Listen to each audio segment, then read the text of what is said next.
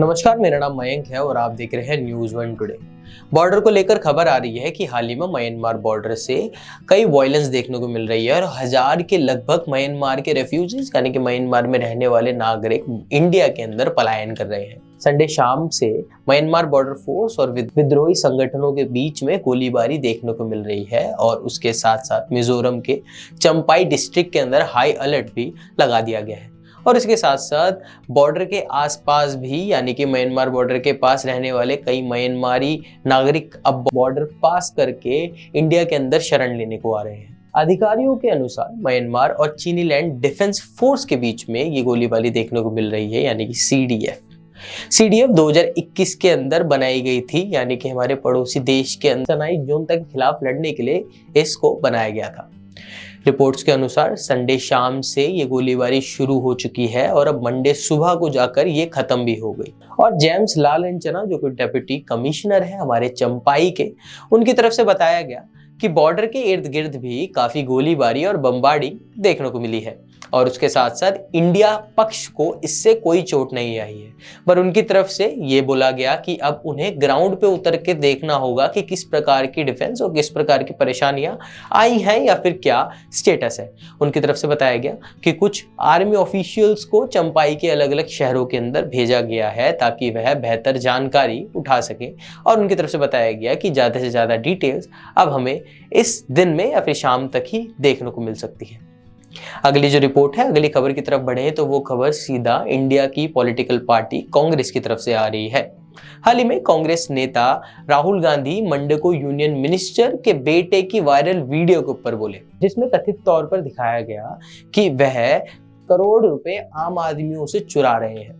राहुल गांधी ने भारतीय जनता पार्टी यानी कि बीजेपी पर तंज कसते हुए कहा कि अब पीएम नरेंद्र मोदी किसी भी प्रकार की ईडी यानी कि इन्फोर्समेंट डायरेक्टरेट और इनकम टैक्स की रेड या फिर सीबीआई की रेड नहीं करवाएंगे। कांग्रेस नेता राहुल गांधी ने भाषण देते हुए नवंबर 17 को मध्य प्रदेश में होने वाले असेंबली पोल से पहले हरदे में यही बोल रहे थे और ये भाषण उन्होंने वहीं दिया। गांधी ने यूनियन मिनिस्टर के बेटे की वायरल होती हुई वीडियो जिसमें कथित तौर पर बताया जा रहा था कि वह पुअर और लेबरों का पैसा चुरा रहे हैं उस पर बोले और उन्होंने बोला कि बीजेपी सरकार पूरी तरह से करप्ट हो चुकी है और उन्होंने करप्शन के सारे रिकॉर्ड तोड़ दिए हैं और बोला कि सभी को यूनियन मिनिस्टर नरेंद्र सिंह तोमर के बेटे की वायरल वीडियो देखनी चाहिए और बोला कि अब सभी को यूनियन मिनिस्टर नरेंद्र सिंह तोमर के बेटे की वायरल वीडियो देखनी चाहिए जिसमें वह पैसा चुराते हुए देखने को मिल रहे हैं यानी कि गरीबों का पैसा चुराते हुए दिख रहे हैं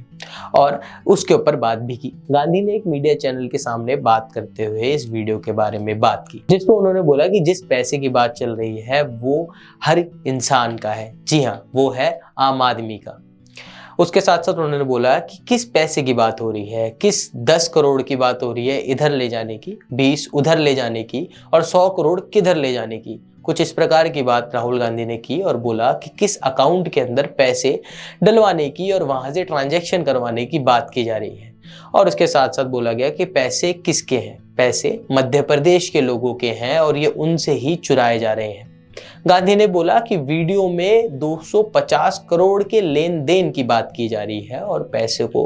अरेंज करने की बात की जा रही है और उसी के साथ साथ यूनियन मिनिस्टर के बेटे ने वीडियो के फेक होने की बात की और बोला कि कांग्रेस पार्टी की तरफ से षड्यंत्र रचा जा रहा है और यूनियन मिनिस्टर के बेटे ने एफआईआर भी लॉन्च करवा दी है और उसके साथ साथ बोला है कि इसके पीछे जो भी है उन पर कार्रवाई होनी चाहिए, ऐसी बात की है। बट कांग्रेस नेता राहुल गांधी ने अपना पूरी तरह से फोर्स और पूरी तरह से प्रहार बीजेपी पर लगाए हुए यह बोला कि बीजेपी के सारे चीफ मिनिस्टर्स अब पूरी तरह से करप्ट हो चुके हैं और हर करप्शन के ऊपर एक ना एक चीफ मिनिस्टर बैठा हुआ है। गांधी ने कहा कि महाकाल कॉरिडोर की बात हो यानी कि Mahakal corridor mid day meal की बात हो या फिर वयप्पम स्कैम की बात हो जिसमें 1 करोड़ से ज्यादा यूथ हार्म हुए थे, 40 लोगों ने अपनी जान गंवाई और उसके साथ साथ यही नहीं, अगर हम बात करें पत्थवरी स्कैम स्कैम और एमबीबीएस सीट में होती हुई चोरियों के बारे में, तो बट उनकी तरफ से बोला गया कि भाइयों और बहनों, बीजेपी और नरेंद्र मोदी सरकार इस पर कभी काम नहीं करेगी। वो कभी भी सेना सरकार और शिवराज के ऊपर ईडी, सीबीआई,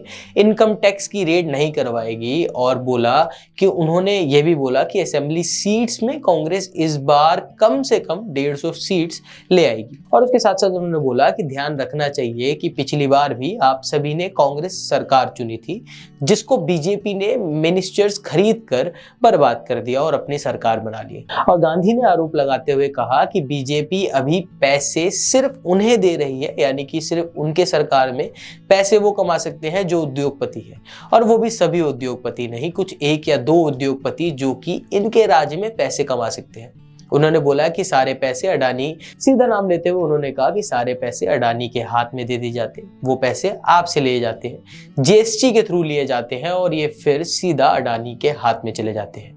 उन्होंने कहा कि इसके बाद आप मीडिया इंटरव्यूज के अंदर और मीडिया चैनल्स के अंदर सिर्फ मोदी जी की शक्ल और शिवराज जी की शक्ल देखने को मिलेगी, जहां पर यह सिर्फ आपको पूरी तरह से विचित्र करेगी। उन्होंने ये भी कहा कि डेमोक्रेसी का गला पूरी तरह से घोटा जा रहा है और करप्शन पीक आवर्स के अंदर बीजेपी में चल रहा है।